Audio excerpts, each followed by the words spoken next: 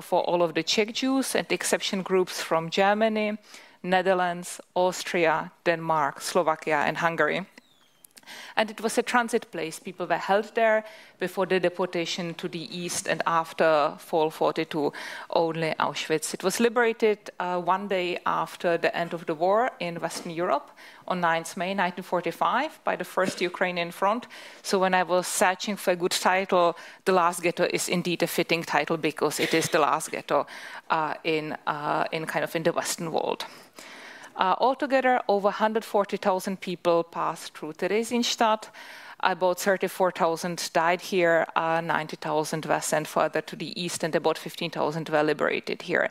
Among these numbers, we have also 5,000 people from the Netherlands. We cannot really call them Dutchmen because majority of them were immigrants, and I think there will be a little bit of discussion about that. So we have people liberated in Theresienstadt at the end of the war. The SS controlled the ghetto but did not administrate. The Germans were well too aware that the bureaucracy is a lot of work, and they outsourced governing the ghetto to the Jewish self-administration, whom they controlled. They controlled it through network of denouncers, through daily roll calls, and also through everyday violence. So for the longest time, the decision about how the food will be distributed, who will be accommodated where, and also about the concrete names on the transports to the east are outsourced to the Jewish functionaries. It's a very, very tragic history, and I was full of admiration reading, Laurien, your beautiful book about the same chapter for the Western European Jewry. Theresienstadt is, I guess, best known outside for the two propaganda aspects, for the Red Cross visit in June 1944 and for the propaganda film. But as I show in my book, even though seen from the outside, these are kind of surprising and striking aspects. These propaganda aspects had relatively little impact on the everyday experience of the victims. And I kind of do very classical Jewish Holocaust history, that I ask what was people's mentality, how they experienced it, how they came to terms. And here we really need to follow the self-testimonies and the other documents that we have in Theresienstadt. Then, what emerged already in Theresienstadt is the mass narrative that argued that Theresienstadt was a site where Jews, persecuted, banished from their homes and marked as pariahs, proved that they could salvage something good out of something horrible. And this narrative maintained that in Theresien, Jews demonstrated that they were excellent at manual labor, that they could erect housing, took care of the most vulnerable, defined as children, and put on beautiful cultural events. And this mass narrative then turned into producing corresponding memories. Now, this is, of course, a mass narrative, similarly like you have the mass narrative about the Gouden Eeuw or about the Dutch resistance in the Second World War. It doesn't mean that it's not correct. It is part of the history, but it's just part of the history. It's the part of the history, especially how it was for the social elite of the younger Czech Jews. The experiences of the elderly, the experiences of the Dutch Jews, the experiences of the Slovak Jews were very, very different. And what I do in the book is I bring these many, many experiences together and show them as a kaleidoscope. And over I ask, what did it mean? So with that, I already moved to the first point, namely society. I will speak slower, even though it may mean that Laurien will be angry with me because I will go over my 15 minutes, but I can also cut down. You can have some more time, Anna. And thank you for telling. I will slow down. So as I have already mentioned, I work on Jewish Holocaust history. I don't engage myself very much with perpetrators. I do write a little bit of the perpetrators, but I did not want to write a history of the victims through the prisma of the perpetrators. And by looking at the victims beyond kind of expecting to find total focus on violence, we find out, for example, in Theresienstadt, and here it's different to say with the Warsaw Ghetto, that although the indirect violence was very important, we have in Theresienstadt relatively little of direct physical violence. So that is also an important reminder for our way how we conceptualize Holocaust history. While the conditions that shaped Theresienstadt, the hunger, the plummeting mortality, the fear from transports to the east and to the unknown, were very much created by Nazi persecution. The way the society functioned here was decisively not a specific Nazi creation. Rather, the society in Theresienstadt was a society of humans. It was a society created and lived in extreme circumstances that had big class differences. Class continues, but the class is different. And these class differences could and did have lethal consequences. There were stark social hierarchies that took form in unjust and uneven allocation of resources. Some people went very hungry. If they were elderly, they often died of hunger. But at the same time, these people who did not know each other got to know each other, fell in love, started liking each other, started hating each other, decided to create new kinship units. They decided with whom to have dinner, whom to love, who to join on transport. And this is a show how tenacious society is and how it will continue until the very end. And this is why I believe we should kind of take the Holocaust out of its exception corner and think about what does it tell us about what we humans are. Next point on transnationalism. There's a bit of a tendency to see the Holocaust as a history apart, as a German history, as a Polish history, as a Zionist history, depending where the historian is coming from and what sources he's looking at. But I critique this line of inquiry because it is a bit reductive for our understanding for the prisoner societies in the ghettos and camps. Theresienstadt is a great example in this because, as I said, we have here the Czech Jews, we have here German Jews and the Dutch and Austrian. And the Nazi imprisonment brought about a very differentiated prisoner society. What, for us, may be a small difference if you have 2 potatoes, if you have 3 potatoes, is incredibly meaningful for the people, and it can also mean a difference between life and death, on feeling sated or feeling hungry. Especially, it is the Jewish self-administration that decided in early summer 42, when they have the announcement of the SS that they will send all the people from Germany and Austria here, to differentiate the food rations into 3 groups. For the workers, for the hard workers, and for the non-workers. People above the age of 60/65 no longer have to work, and they get the smallest and least nutritious food rations. And almost the totality of Czech Jews arrive first. They have the best chances at getting the quote-unquote good jobs as butchers or as cooks, and that puts them in the power of position. I want to give you one example how these social hierarchies and transnationalism could look like on the, a guy who I like very much, Drabbe, who was a baptized Jew. He was a very much believing Protestant, and he was a former professional Amtner, a high-ranking person in the German Ministry of Finances. And he was also, I think, the grandfather of Mehrwertsteuer, of the VAT. Eventually, he was deported to Theresienstadt and worked his way from a simple laborer into a high-ranking officer, a high-ranking functionary of the personality department. And he recalls in his notebooks how in May 44, the Jewish self-administration works day and night to put together the transports that the Germans ordered them to the east. And sometimes Rolf Grabo, who was a German, who spoke a lot of languages but obviously did not speak any Czech, his colleagues would be tactless and would speak Czech in front of him. And when he complained to his boss or to his colleague Otto Zucker, the vice Jewish, the deputy Jewish elder, Zucker kind of comforted him and said, "Herr Dr. Grabo, just give it another year, your Czech will be much better." And I think in this little anecdote, you see the mentality of how people get used to Theresienstadt, how there's a certain expectation that while German is the lingua franca, Czech is the language of power. And I believe very much that in order to understand this short-lived transnational society, we need to take the testimonies at face value, because otherwise we will not be able to make sense, to glean the anecdotes as such one. Next point on agency. We live, and I'm very grateful for that, in a kind of very rich age of Jewish Holocaust history. People like Eliana Adler or Alexandra Garbarini have critiqued Laurien Langer's choiceless choices. I should say here, while I have made a bit of a side career of criticizing choiceless choices, Langer has been also very, very generous of my work and has reviewed my book very beautifully, and I'm very grateful for him for the generosity of his spirit. But I think it is important to critique the choiceless choices, because if we want to understand how people decided and what they saw as meaningful choices, we again need to go to these small everyday choices and not to necessarily focus where they're successful in surviving, but what did they see as meaningful choices. agencies.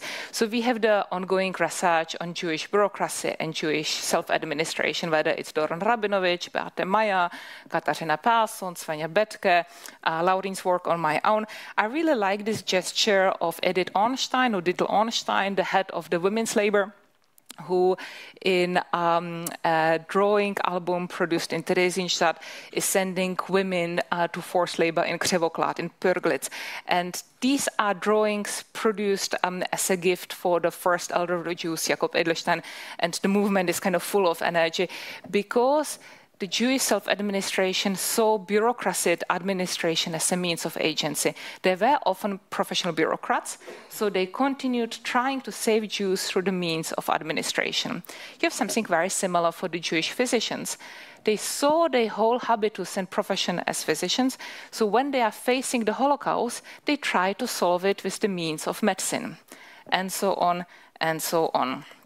So in my book, I look prominently at 3 moments of everyday life where people could make decision-taking. It is about with whom to share food, with whom to share accommodation, and then with whom to go on transport.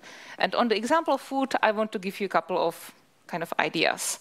And I really like this drawing because it's Eli Leslie, kind of a spare time artist who was drawing already in Theresienstadt, and after the war in Israel, he redrew some of these things.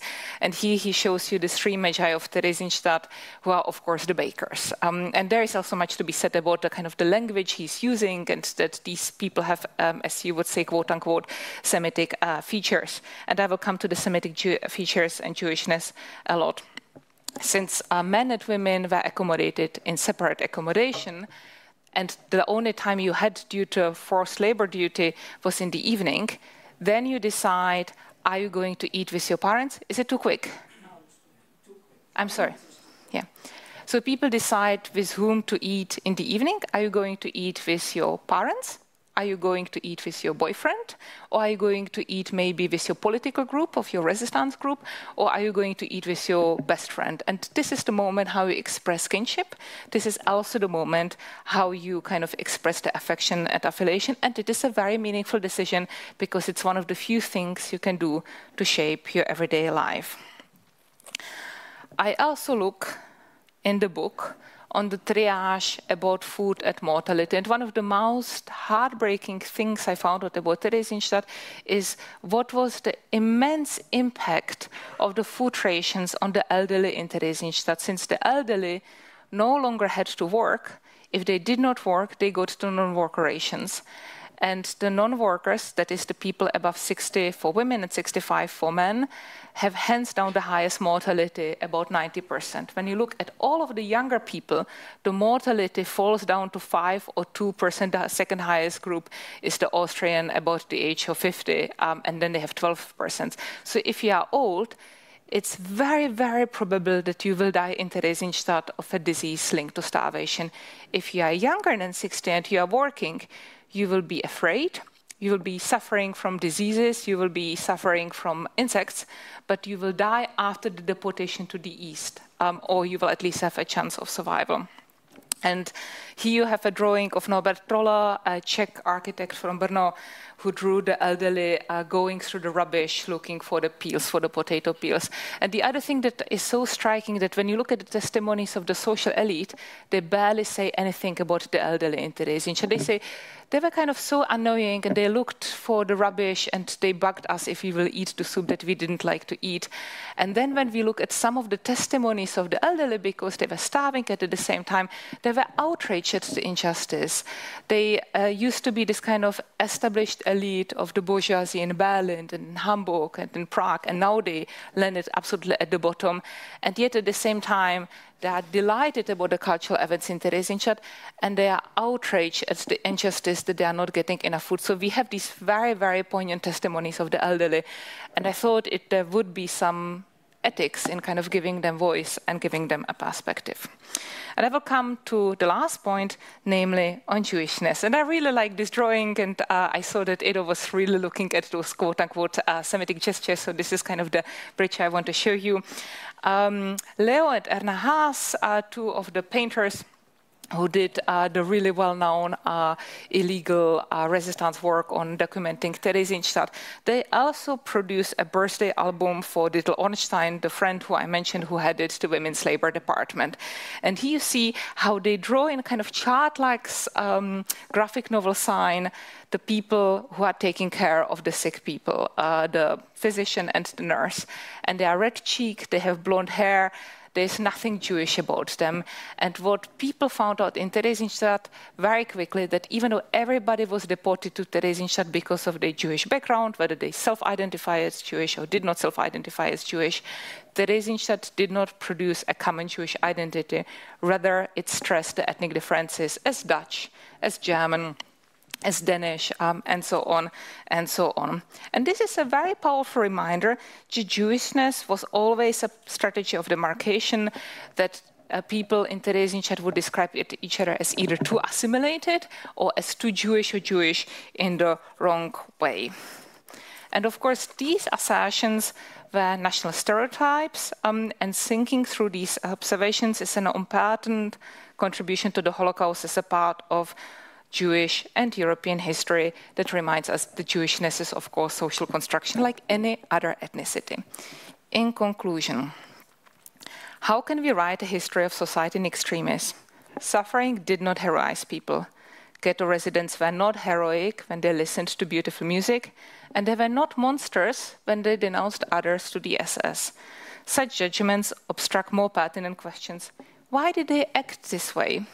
What does it reveal us about the society? I think it is our job to apply systematic, unsentimental analysis together with radical empathy, his listening to the many, many voices, and always also asking what are the stories that were not told.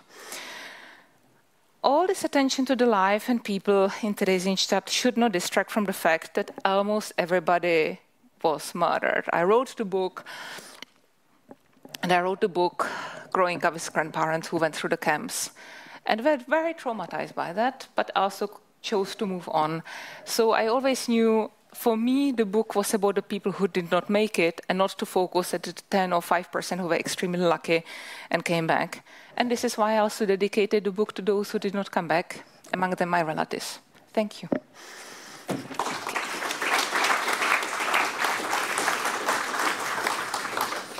So thank you so much, Anna.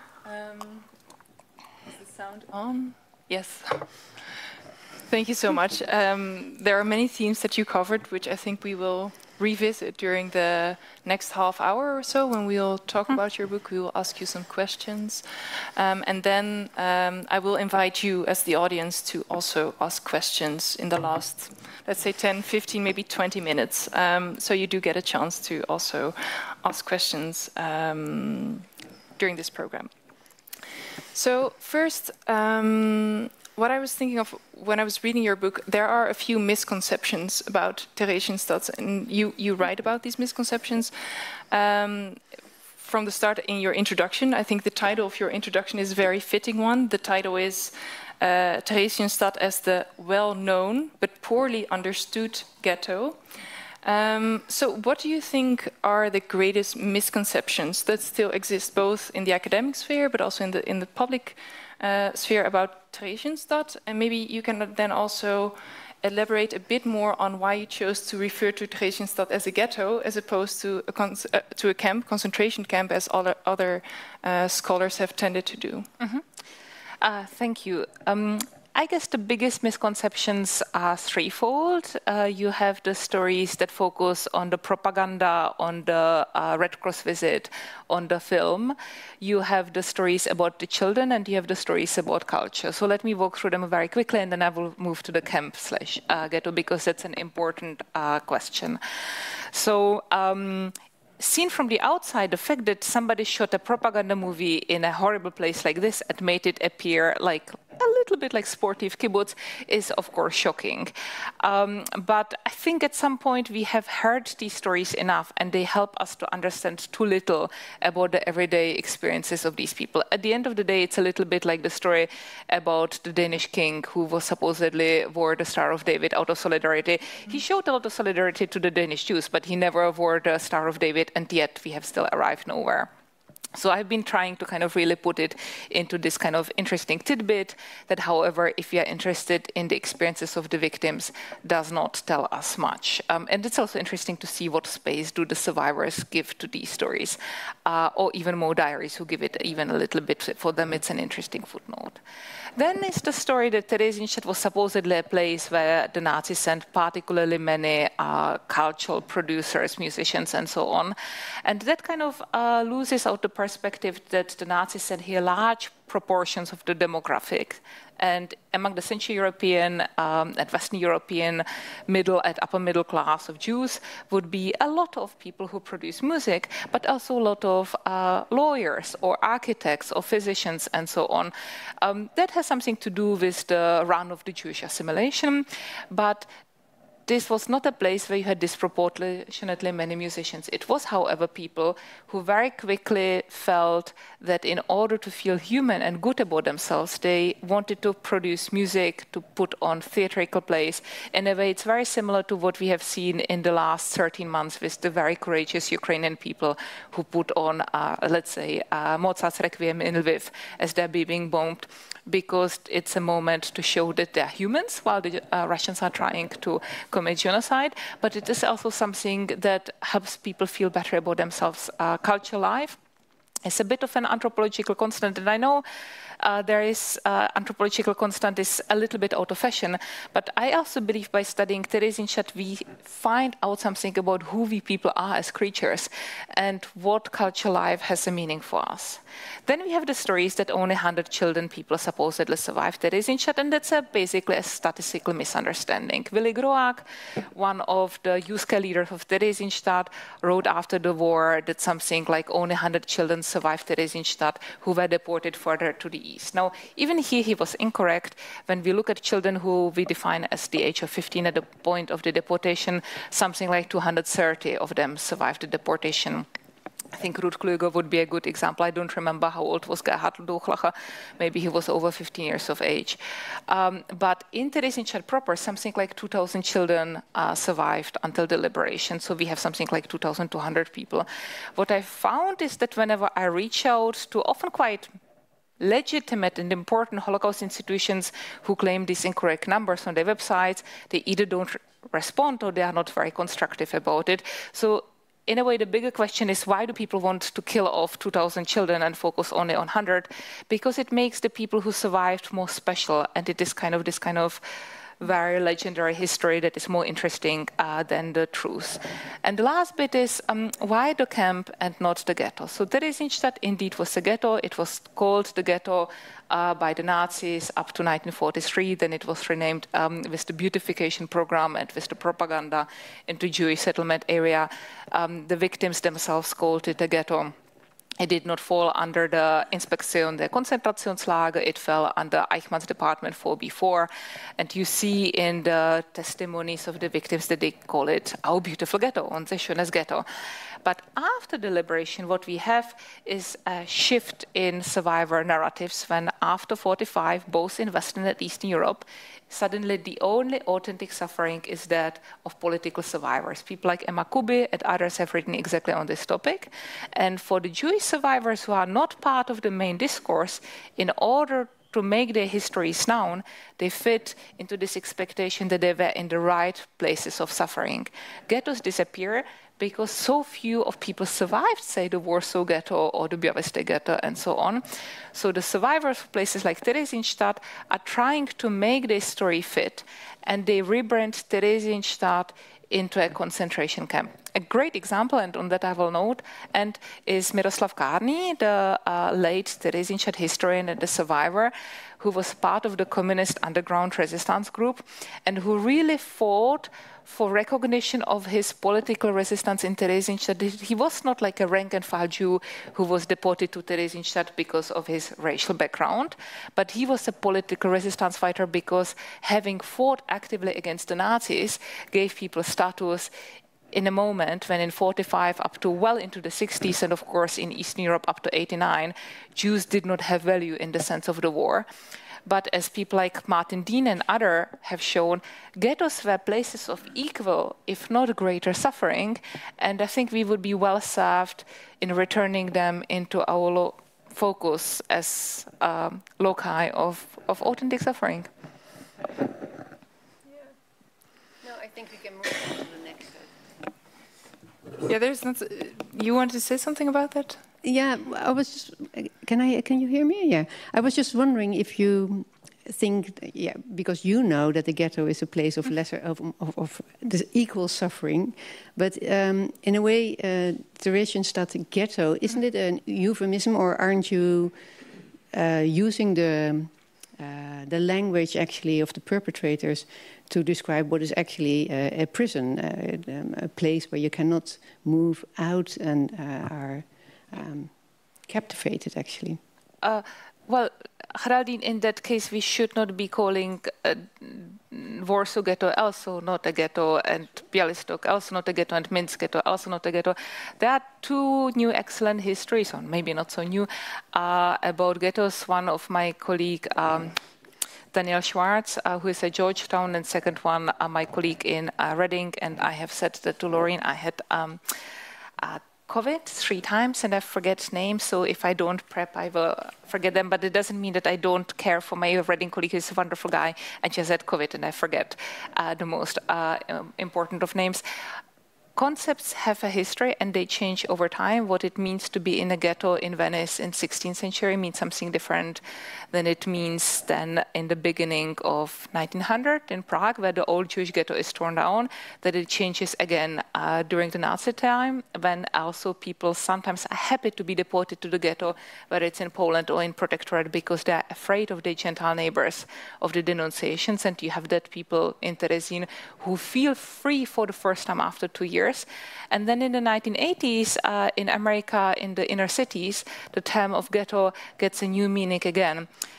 So I would be careful about kind of reading too much of the Nazi terminology, because you have this kind of ongoing history. I think what is the most interesting bit here is that for a huge proportion of Holocaust victims, ghettos were crucial for the experience. And the survivors basically were stripped of the experience because there was no narrative space for that. And the least we can do now, 8 years after the war, is to say that they had entitled to the history. Okay, so I wanted to move to the next topic, which is about loyalties and self-identification. And you already shortly referred to that in your talk. Because, as you said, Theresienstadt was a place where many different individuals and groups came together, also in terms of like socio-political background, ethnic background, national background. There were Czechs, there were Germans, there were Dutch people, Austrians. There were lower-class and upper-class Jews. There were strictly religious, Orthodox Jews, as well as liberal Jews. So how would you say that life in the ghetto shifted pre-war power balances, but also people's self-identification, so how they came to perceive themselves, and also their loyalties to their families, to new units? Yeah, could you maybe say something about that?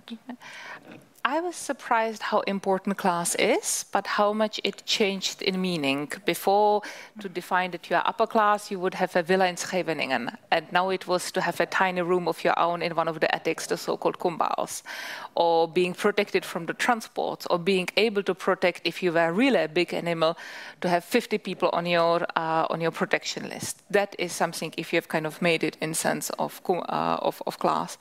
And the class is not just kind of top-down ladder. It's more like a pyramid, and people are able to make a career by the point of the arrival, because seniority is very important. And here, Geraldien, what you said about thinking about prisons is very important, because we know from Erwin Goffman and other people who have worked on so-called total institution that if you are in one of these enforced environments, having been there longer, gives people a sense of legitimacy. So we have at the end of the war our Rolf Grabo, who I mentioned towards the end, who goes to the hairdresser and fights with him about how long he was imprisoned there. And only when he says, I've been here since almost 3 years, the hairdresser says, oh, actually, I will take you seriously and I will cut your hair. So here you also have kind of continuities to other places of imprisonment. And with that, you have the social capital, how charming you are, how well-liked you are, how many networks you have. You have the languages you speak, which is part of the social capital. And you have the job you have, and those are the things that then people can work into kind of making, quote-unquote, a career in Theresienstadt.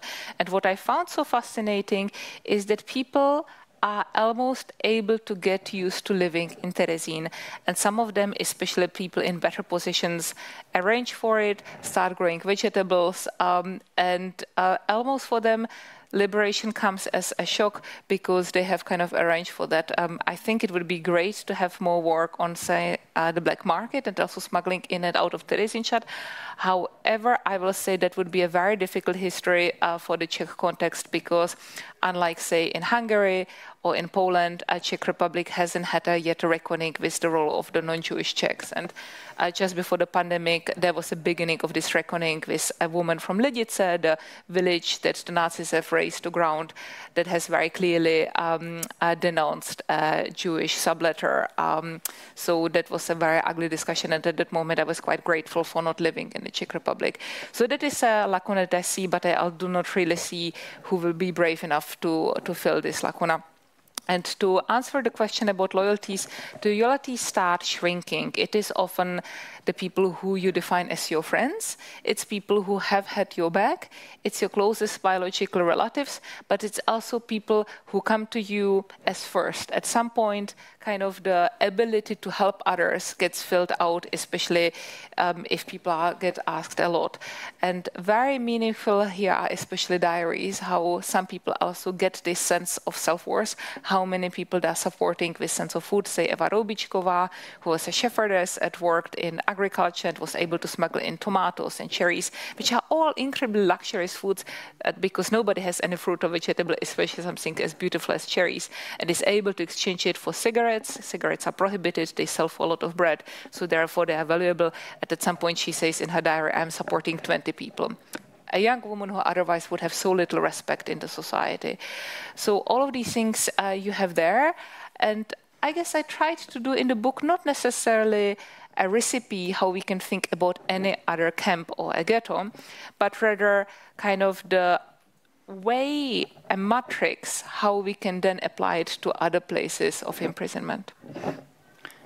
Can I just add something to this, or to the topic of groupness, maybe, because in your book you make very clear that people are all the time, and the inmates are all the time looking for groups or collective identities, and of course there's ethnicity, there's class. So you make very clear in your book, I think, how many differences there are. And there's a lot of othering going on. So the Czech, they don't like the Germans, men and women, high class, low class. There's all kind of differences. Language, also some speak Czech and some speak German. So there are many differences. So I do buy the argument that there is a lot of differences, but then you have you introduce the term of the master narrative, which is much more on a cohesion. It's much more on the opposite of differences, but there is a master narrative that the legend of Theresienstadt, which is based on the accomplishments. So the feeling of everyone, or the most, or the mass, so the majority of accomplishing something and being worthy, actually, or being of use. And I was just thinking, okay, I'm just not sure if you could say a little bit more, perhaps, about how this master narrative, so this idea of cohesion, how this can be together or be at the same time of this othering all the time. And also I was wondering about the groupness, that a group can, you know, when is a group is because you feel connected to people. So it's something that happens from within the group or the community. But at the same time, I think you should also I think you are. But maybe you could elaborate a little bit more on that. That a group is also something that is constructed from outside. In this, I mean, the Nazis, the Nazi authorities, they put this group of people together. So they would also form a group because in the Nazi eyes, they are a group. And also that's my last point maybe, the narrative, this master narrative of the legend of Theresien, is it also not a post-war construction, more a post-war construction than a lived experience of the people inside? So these are 3 topics, I think. That's a lot of you. That's a lot. It would have been helpful to maybe have a more exchange of these questions before. And I will try to give it a step and do justice. I came with groupness because about 15 years ago, important theoreticians started critiquing identity, because identity means everything and it means nothing. And if you are trying to understand how people belong, we need to have a little bit more harder conceptual terms. So what is so interesting that people start being a part of the shoe repair workshop, and then they feel belonging to the shoe repair workshop, or they live in the stables, and now they have friendships and belonging to the stables, and somebody offends one of their flatmates, and they will go and scratch their eyes simply because it's their flatmate. So it's fascinating how quickly these belongings emerge. But most importantly, ethnicity is basically the bottom line. And what is so interesting, ethnicity surpasses language. We know from the kind of very famous studies how the Czech Jews basically were bilingual. They spoke Czech in the morning and German at noon, and in the afternoon a mishmash, and then in the evening Czech again. And yet you see in Theresienstadt how Czech Jews who speak Böhmisch, who speak German with a Prague or Brno or Liberec accent, are coded as Czech. So the kind of the skepsis vis-a-vis German speakers is it is about the accent people speak, not the actual language. And I found, and it was so interesting, you have these many German language diaries of people from Teplice and from Brno and Prague who write in German, and they will say, diese anstrengenden deutschen Juden, these like obnoxious German Jews. And they write it literally, diese anstrengenden deutschen Juden, sie sind so deutsch, sie sind so fürchterlich, they are so German, they are so, you know, they are the Muffen. And I try to do a little bit justice to that in the diary. But it is exactly as you say, the pressure from the outside, and also I would speculate, of course it's a speculation, that it's the decades of trying to be a good assimilated Jew who proves to the anti-Semites that they are wrong, that gives birth to the birth of the mass narrative in which the Jews are proving that they can do something good out of the bad. And you very much see it already in Theresienstadt. I write about it in the book, how you have, you know, people who are sent, say, to exchange to Sweden in 1944, and they sit down in Sweden already in 1944 and write a testimony where they say, in Theresienstadt, we had a battered bride, we took care of the children, that what happened, and yes, everything was horrible, but we Jews showed that we are actually amazing at architects. They always told us that we are white collar, but actually we are great at, you know, sports and this and that not. So you see how people are almost reared into the mass narrative, and that is the kind of counterpower to the splintering of the othering, that everybody belongs together. And here you see a bit of a difference, say, vis-a-vis the Warsaw Ghetto that was much more splintered, but you will have something similar, say, in Ravensbrück, where the politicals are kind of reared together into this narrative, what it means to be a political prisoner in Ravensbrück and the spirits of internationalism. And then the Dutch, then you in your book you write that the Dutch Jews, they don't subscribe to the master narrative. Could you perhaps... Yeah. Well, as some people who are present here, which I presume is actually quite a bunch, is I got my head start writing about Theresienstadt by writing about the Jews from the Netherlands, the 5,000 of them who were deported to Theresienstadt between April 43 up to September 44. And 2/3 of them were German and Austrian immigrants, and 1/3 were so-called native Dutch. Well-known will be the Barneveld group, but also the Protestants. And many of these people were sent to the East. What I found as the first thing is how different the adaptation of the native Dutch was as compared to the immigrants and also as compared to the people in Theresienstadt. They remember relatively little. They were withdrawn. on, they were passive, they did not really engage with these things. The Jewish self-administration comments on it, but also the Dutch Jews who I interviewed, they have such different memories of that. And then I was very fascinated, and this was also Dan Michman who told me about Sobibor. You see this pattern repeating among both Dutch Jews and Dutch Gentiles who are sent to other concentration camps. You have it in Auschwitz, you have it in Sobibor, you have it for Neuengamme for the group of Putenan. Yeah, exactly. So it kind of raises questions about what is it about the Dutch habitus in the concentration camps. And as you know, Geraldien better than I wrote great many articles, something like 6 articles in German and in Czech and in English. So when it came to the book, I felt like I have run out of things to say about the Dutch. And I touched on that a little bit. It does get a point where I felt I have said what I have to say, and now I'm moving to other things. But it gives me pleasure to see that the work has been kind of received in the Netherlands, because of course sometimes as an academic who is outside of the Dutch bubble, you sometimes wonder, are you speaking in your own bubble? There are so many questions that I want to ask you, but I also have to consider the time. So let me think. Maybe it would be interesting still to continue this conversation and to talk about the importance of family ties and kinship units during crisis. Because there are sociological theorists who argue that in times of crisis, people return to their core families. But there are also others who oppose this in a way and say that instead people do not return to their core families, but instead they seek help among those they do not feel emotionally attached to.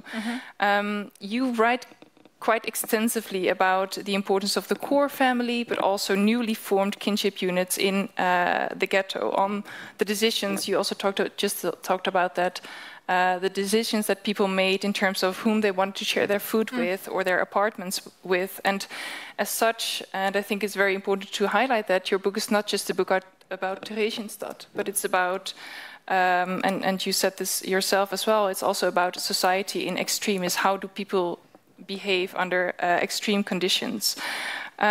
So based on your research, what would be your perception of the importance of family ties in times of crisis? And maybe you could also refer to this one story that I found particularly moving about the communist actor Ludek Eckstein, who was actually forced to choose whether he would accompany his brother on a transport or whether he would stay with his communist girlfriend. So these are really the kind of choices people had to make. So maybe you could... Yep. Thank you. I will start by kind of having a bit of a spiel about how I got wedded to the inductive method. What does it mean? Sounds fancy, but it's actually very simple. I did not want to be the historian who goes to the empirical stuff that is a goose and say, I have a favorite theory and I will take the dead goose and stuff it into my theory. I wanted to look at the goose, observe the goose, and then say very sociological and anthropological theories. Look what I have gleaned from Theresienstadt. Maybe this is a way we should think about kinship. This is a way we should think about social capital. This is a way we should think about gender. Why is it so important for men in Theresienstadt to wear lipstick when maybe they could use the lipstick to exchange for bread? Because it gives them a sense of self-worth. So it tells us something about how gender has been gleaned to the meaning of human value. So kinship is incredibly important, but it shifts. Some people decide to fall in love, and this is the new kinship unit. Some people start providing for their parents. Some people provide for their parents, but no longer grandparents, and this is why the mortality of the Czech Jewish elderly is just as high as that of Germans or Austrians, because the solidarity doesn't surpass two generations, which really is a very shocking and sad finding. You also have people who have this sense of kinship with their flatmates. This is why I spoke about like living in the laundry room or wherever else, or with the communist underground group. And these are choices that people make quite consciously. Hence, with whom will you have the forced accommodation? With whom will you have dinner? And if your beloved one is sent on transport, will you try to volunteer to go with them? Because the Jewish self-administration is the one that until almost the end puts together the transport list so you can volunteer to go with the people you love. And that's also the story of Luděk Eckstein, who in May 44 is facing the situation where both his brother, who is a bit sickly, and his girlfriend, whom he met in his communist group, are being sent on transport. And then the communist group is able to exempt the girlfriend. So what will he do? And his parents are like, Luděk, you should go with your brother because he needs somebody who will like watch over him. And he does not quite know what to do. And he went to Gustav Schorsch, the well-known theater person in Theresienstadt, his mentor. And Gustav Schorsch tells him, there will be a crisis situation in the life of each of us, and that will really show you who you are. Are you a moral failure, or are you able to basically rise to the occasion? And there's a very beautiful clip where Luděk Eckstein, after the war, Eliáš, who was a beautiful actor, speaks it with a voice like a dark honey. And it really, you have goosebumps when you listen to the story. But what I want to add, I think this is not so much about judgment and being fit in the moment of going on transport. There's nothing beautiful or meaningful about going in the transport. Eliáš faced a horrible situation and he went with his brother. But he had one moment of agency on top of going with the brother, and that is how he tells the story as something that was meaningful in spite of going to Auschwitz. There is nothing meaningful. And because he was a very beautiful actor, he could leave behind his story. And I guess that's the last bit I want to touch on that, and that's not necessarily so much about kinship, but it's about employment. There is this whole debate with Hayden White and what kind of stays out of history, and can we actually tell the Holocaust as a funny story, as a sad story, as a romance. And here you see Luděk Eckstein, who takes these horrible separate things that happened to him, endows them with a meaning, and narrates them as a meaningful story, that it's something that gave him sense for the many, many years after he survived. His girlfriend survived, they married, they moved to Ostrava, they had a beautiful family together. But his brother did not make it, and it gave him meaning. And that's how we as people look at the horrible separate things that happened to us, and we create them into separate whole. We tell the stories because it helps us to live with it.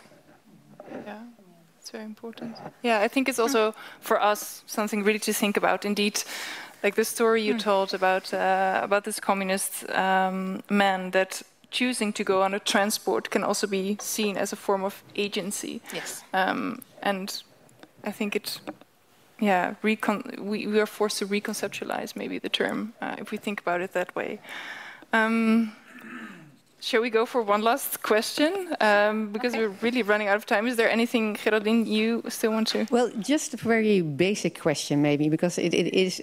I really like, and you also really like, microhistory, and you talk a lot about microhistory, and I agree with everything you say. And I think your book is a perfect example of how I think ideally microhistory would look like, and what are the benefits of microhistory. It's really a story from inside, and it's a very beautifully written also. Thank you. But I was just wondering, because at different places you call the nature or your genre of your book different. So in one place you call it a cultural history, and another place you call it a social history. And sometimes I even feel it's a Czech history when you talk about the governmentality and the completely over-organization and administration. I mean, it could also be Dutch, actually. So that there are many things I think that it could be called. And I was just, if you have to choose one genre, which one would it be? Geraldien, I shall not choose. I wanted to do them all. Yeah. And I wanted to show the many things that Theresienstadt was. And I chose to do the things that I felt were either missing or were not done well. I have not really written about children because we have excellent books about children. I did not really write that much about art and art production outside of the social hierarchy because we have the beautiful works by people like Alena Makarova and others. But I wanted to write about bureaucracy because so much about the bureaucracy and Jewish functionaries in Theresienstadt were written by people who were kind of in the fellowship of Paul Epstein and of Jakob Edelstein, people like Ruth Bunde, who herself was very much an invested Zionist. She wrote this book, and it's a great book about Jakob Edelstein, but in a way she's confirming for herself her choices and the state of Israel. And I don't need to tell you that when we kind of observe Israel in the last 6 months, it is quite a bitter history where it has gotten. And I'm not invested in that. I was not in Theresienstadt. I'm not a Zionist. And I wanted to put these histories together, similarly to microhistory and so on. So I had that conversation with Laurien. We were prepping for the podcast. By the way, there will be a podcast, a Neo-Rewind podcast, where I do not really feel that I wrote the book to make one central argument. I wanted to write the book to show how to think about society in extremis that is about grant many things. And therefore, it is doing, I hope, a bunch of things. So maybe I will give you some time to think about questions, and I will pose one last question after all, just because I'm very curious what your view is on this. Because at the very last pages, I think, of your book, you write that when historians in general are analyzing prisoner society or the historical objects they study in general, it is very important not to confuse historical analysis with judgment of their actions.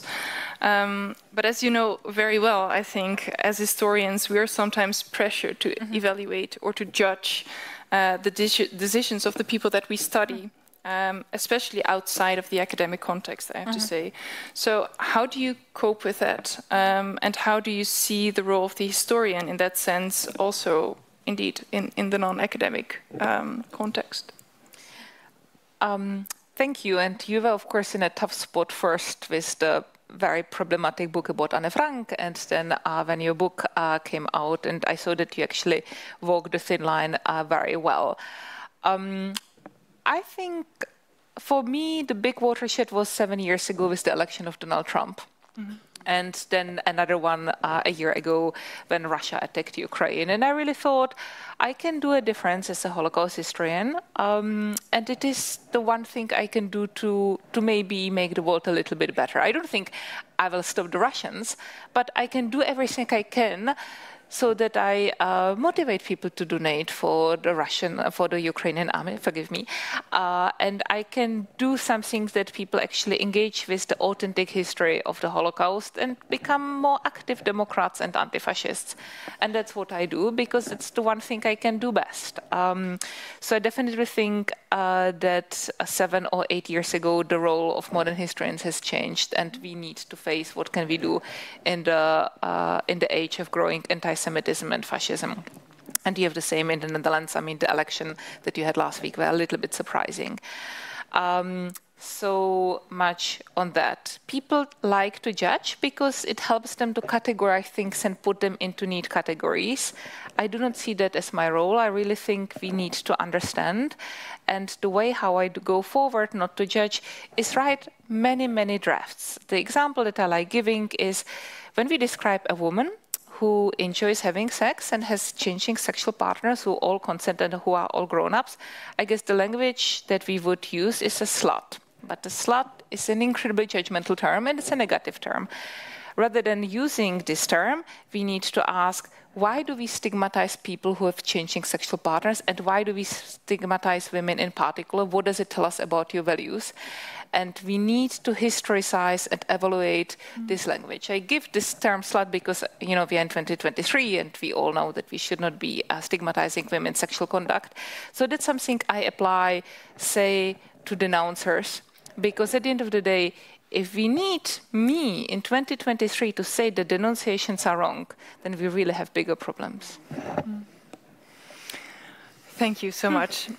So are there any questions from the audience? Yeah, so will you handle the mic? Yeah, that's great. Yeah, I couldn't follow all the things you say because it was for me too quickly and I can't hear so well, so I'm sorry for that. But I have a question because perhaps I didn't understand you completely. But you call Theresienstadt a ghetto instead of a concentration camp. That is what I...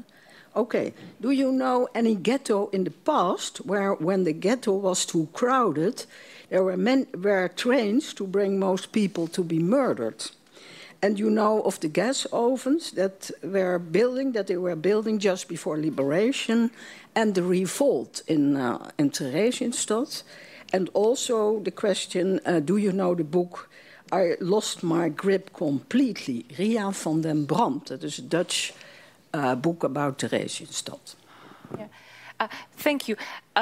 So there were no gas chambers in Theresienstadt. That is... No, they were not building gas chambers. I wrote a book about Theresienstadt where I have analyzed... My mother was in Theresienstadt and my family was also in Theresienstadt. So she told me that. Yeah. So maybe I don't know, but that I've heard also. Yeah. Let's leave this aside maybe for now, and then you can reflect on the other... I think it's fair to say that you studied the ghetto very carefully, that you put 10 years of study into the book, but you can continue this conversation maybe after the... and of course I know Ria van den Kote. Ria van den Brand, and we were in touch when I published some of my articles and also my magister scriptie, and she tried to get it published with Vastenhout, and that didn't work out in the end. I know that she published the book, but I was not able to see it because it's impossible to get Dutch books in the UK, so maybe she can send me a copy. It would be lovely to see that so much. Okay, that's fine. So are there any other... That is not normal for a ghetto, I think. Well, Warsaw Ghetto, or Lodz Ghetto, or Białystok Ghetto, or Minsk Ghetto, and the many other hundreds of ghettos that are discussed in the USHMM Encyclopedia of Ghettos had trains and were overcrowded and were very hungry. It was very important. Yes. Yes. Yeah, I think you just indicated that you know the book. Yeah, I know so of thank the you book. for that clarification. Yeah, so let's maybe continue. As I saw Ido de Haan, you had a question up there. Yeah.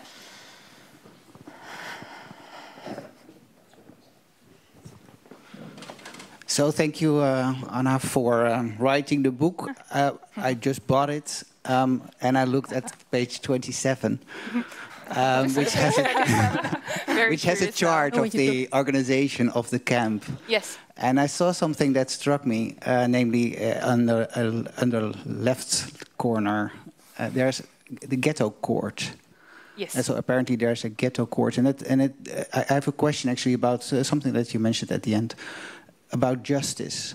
To what extent do you think there was some kind of justice within the self-administration? Was that something that was accepted or legitimized? And do you think that there was a sort of universe of justice within the camp that was sort of also justifying maybe the horrible things that were done by the administration within the camp? Thank you, Ido. You just bought a book, and yet I will recommend you another book that I think you will like a great deal, because, of course, you have published on justice and historicizing justice. And it's Vanja Betke's book about the criminal justice in ghettos like Warsaw and Białystok, and I think also Vilna. And I guess the point of departure here is to recognize that there is no justice, that justice is always social construction of any given society, and that we deal with justice in order to create order, but also to create a governance. Having said that, the Theresian community, and that was also my conversation with Geraldien about mass narrative, very quickly accept certain things that they see as wrong and things that they see as kind of borderline but acceptable. So stealing from the community food is seen as acceptable. Stealing from your friend or stealing from your neighbor is not acceptable. even though stealing from the community food means that everybody will get less food, and then you have also stealing from the rations of the non-workers. So that's also something that I look at. The ghetto court is an institution in Theresienstadt that has a limited power because say the social elites, the corruption, the stealing, the supporting for the cooks and so on, and then say for the soccer team happens alongside with the ghetto court. The ghetto court is able to arrest people and to send them, say, for 3 days to prison or 2 weeks without food. But people are not particularly afraid of it, up to a point, namely in 1943, the SS starts forcing the social administration to look at everybody who has been sentenced and putting them particularly on transport list. And thanks to my work with the Ausreihungsanträge, with the petitions to be taken out of transport, you see how these are people who are particularly sent. I see here some people who are also invested in queer Holocaust history, and I've been working in the last few years on the story of a Holocaust survivor called Margot Heumann, who was a young lesbian teenager imprisoned in Theresienstadt, and she was sent on the same transports like Luděk Eckstein, who we mentioned before, because the father worked in the post office and he was overcome by hunger, and he stole from one of the parcels that belonged to no one, and he was not very good at it. He was caught, he was sent to the east, and his wife and 3 children said, if you go, we go with you. So that's the same decision taking. I really want to give a shout out to Svenja Betke, because she really kind of took this very difficult challenge, and similarly to my own work, to saying we need to understand the mentality of the Holocaust victims and how they kind of operate within their own value system, rather than saying it's bad or wrong, and that was your question, Laurien, and she does it very, very systematically, and I think she has received some of the pushback of some of the more conservative legal scholars, so I think she will appreciate once you read the book and try to her how awesome it is. So do you have any other questions, David Barnau? Yeah. Thank you for your book and the discussion. In your introduction, it struck me that you said that the language of power was not German but Czech. But when I look at power, I see a ghetto installed by Germans who have the power, who comes in, what food comes in, who have the power, the amount of people who are centuries and murdered. And I do think when they gave orders to Germans to the self-administration, it would have been in German. So I think it's strange to say that the power language was not German but Czech.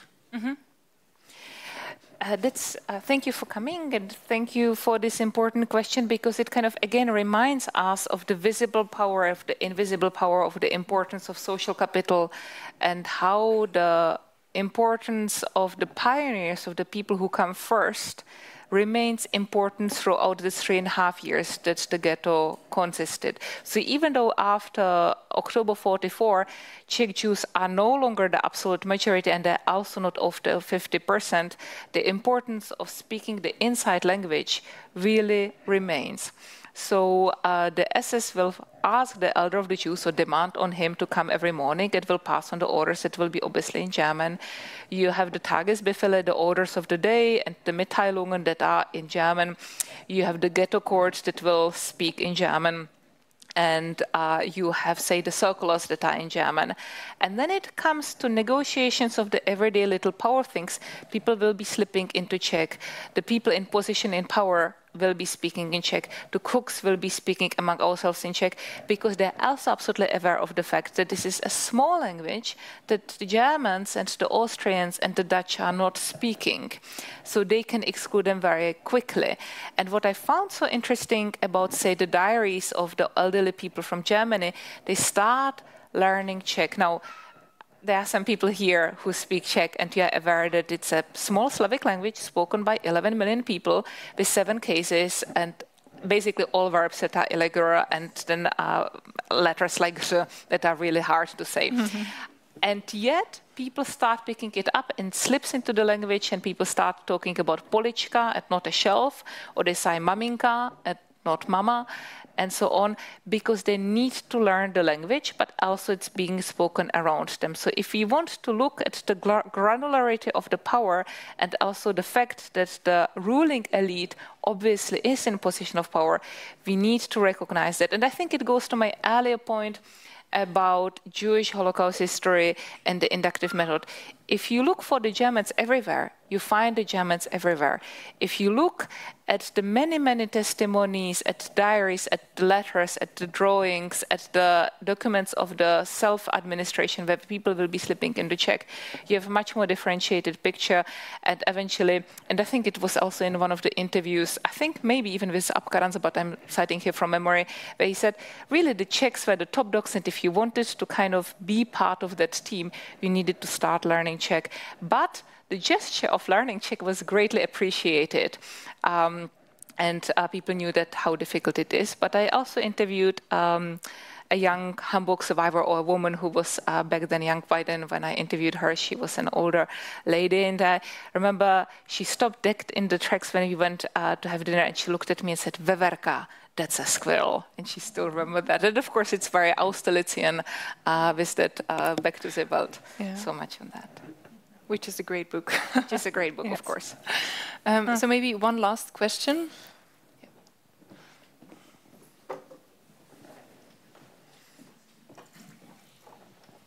Thanks. Thank you for your very nice presentation. In the many discussions I had with my mother about her experiences in Terezin, it was always striking that she always started blaming the fellow Jews about how she experienced her life there, so that they stole their bread and so on and so on. And I wonder whether you've read and spoken to many of the people that were there or written about it. Is this something specific for how the people from from Terezin experienced their imprisonment there, or is it something that is common, because I only very late in her life I told her this was not a holiday camp. There were some Germans, some Nazis that put you there, and how about them? And can you elaborate on that? Yes. I think the question of theft really goes to some heart of the book about what people do to each other, what they do to maintain themselves when things get really tricky, but also what gets excluded from the master narrative. So I really struggled with the issue of theft that is almost always described in third person and not something that people have done themselves. And they go into great lengths of saying over and over, we were the nice ghettos. It was the horrible Poles who are dirty and speak Yiddish and are Orthodox, not us, the civilized Central European Jews. So you have kind of also this kind of maintaining, we had the good Jews and they had the bad Jews, which is very problematic. But then when you kind of move to the Warsaw Ghetto, and you have the amazing new studies by people like Katarzyna Persson, Maria Ferenc, or Annika Walke about the Minsk Ghetto and so on. And there will be, of course, a great new study of Amos Goldberg about rumors in Warsaw Ghetto. We will see that something similar will continue about creating the self and creating the other. The answer is people do steal. They will steal more when they do not know the people around themselves, or if they are accommodated with people they do not know very well. It is also, and now I will speculate, an example of your mother who was Dutch, who maybe was not accommodated with people around her and did not know them very well. And this is why they stole her food, because she was not part of the inner networks. And also she was not inoculated with the kind of mass narrative of Theresienstadt where everybody was nice to each other, and therefore she could tell the story and she could be bitter, because to narrate against kind of a mass narrative that is almost like a corset is really, really hard. So I write about this one not very nice guy who stole in Theresienstadt and spoke about it, and stole in Auschwitz and spoke about it, and then kind of bore testimony in Sweden where he emigrated, I think, in 1948. And rather than focusing that this guy was a bit of a jerk, it is so interesting that he found a voice to basically talk about the unspeakable, about stealing from his fellow flatmates and then sharing the food. And he even found a language how to describe the act of theft of something that he did in solidarity with his friend with whom he stole together. So kind of, I would draw the attention to here what can be told and what can be shared. And again, I would say it is really important that your mother could share it, but she also shared it in a very specific setting. Had she moved to Israel and been surrounded by fellow Czech survivors, she would have narrated it very differently, I guess. Okay, so thank you so much, Anna. This was really wonderful. Thank you for sharing your thoughts with us. Let's give her a hand of applause. Thank you also. Oh, am I still having? Yeah. So thank you also for the audience for being here. To Geraldien to co-host this session today. I think it was a great panel.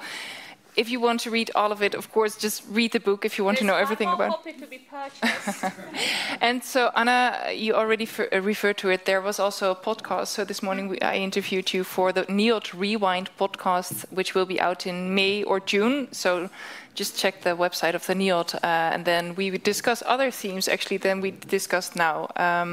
So that's it. There will be drinks where we can continue the conversation. So thank you again.